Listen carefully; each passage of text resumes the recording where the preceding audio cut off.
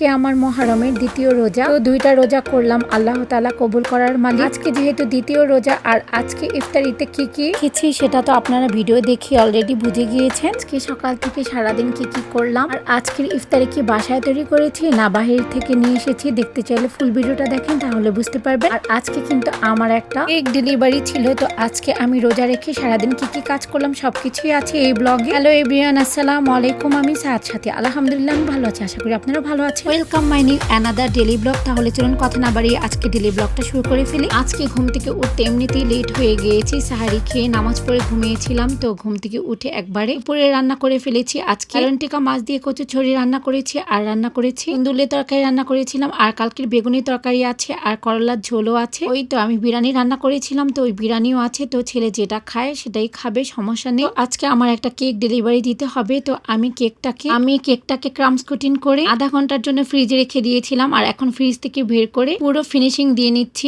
আর এইটা আমি আপনাদের সাথে পরে একদিন শেয়ার করব কিভাবে আমি কেক ডেকোরেশন করি। আপনারা যদি বেশি বেশি কমেন্ট করেন আমি একদিন আপনাদের সাথে কেক ডেকোরেশন শেয়ার করব।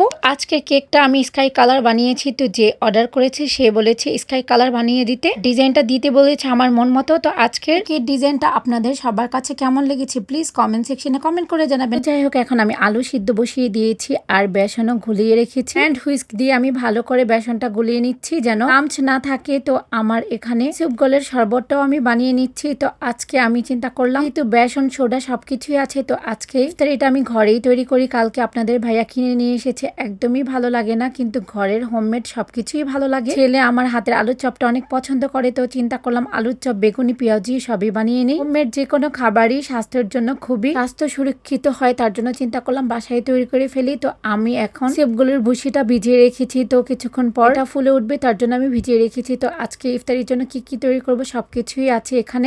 আমি সবকিছুই রেডি করে নিয়েছি, একটা বানিয়ে আমি ফ্রিজে রেখে দিয়েছি, আর এখন আমি ইফতারি বানাতে চলে এসেছি। শসা কেটে নিয়েছি, বেগুন কেটে নিয়েছি, এটা হচ্ছে পেঁয়াজু বানাবো। আলুর চপ গুলো আমি করে রেখে দিয়েছি, সবকিছুই আছে এখানে, খালি শুধু নামাজ পড়ে ভেজে নিব। তো নামাজ পড়ার পর এখন আমি চুলাতে পেঁয়াজু ভাজছি, আরেক চুলাতে ডিম পোস্ট করে নিচ্ছি, কারণ ডিম দিয়ে ডিমের চপ বানাবো। তো আমার ছেলে বলছিল আম্মু আলুর চপ দিয়ে ডিমের চপটা করো, তো ছেলেকে বললাম আলু খুব বেশি নাই, তো আজকে ভেজে ডিমের চপ তৈরি করে দিই, এটাও অনেক ভালো লাগে। আমার ডিমটা ভাজা হয়ে গিয়েছে, এখন আমি একটা পিরিজে নামিয়ে নিচ্ছি। তাহলে চলুন পেঁয়াজুটা দেখিয়ে আসি কি অবস্থা। তো পেঁয়াজুটা বাছতে বসিয়েছি, তো আমার পেঁয়াজুটা প্রায় লাল হয়ে গিয়েছে, আর এখন আমি উল্টে পাল্টে একটু গুলো ঝরিয়ে এখন পেঁয়াজুটা উঠিয়ে ফেলবো, আর এক এক করে আমি সবগুলো চপ বেগুনি পেঁয়াজু সবকিছুই ভেজে নিচ্ছি। বাসায় যে কোনো কিছু তৈরি করলে স্বাদটা একটু অন্যরকম ফিল হয়। যেমন বাহির থেকে আলুর চপ কিনে আনা হয়, আলুর চপের ভিতরে ছিলকায় ভরপুর থাকে, তো আলু যখন সিদ্ধ করে আলু মনে হয় ছিলকা সহই ম্যাশ করে নেয়। তো আমরা তো আর এভাবে করি না, আমরা খুব যত্ন সহ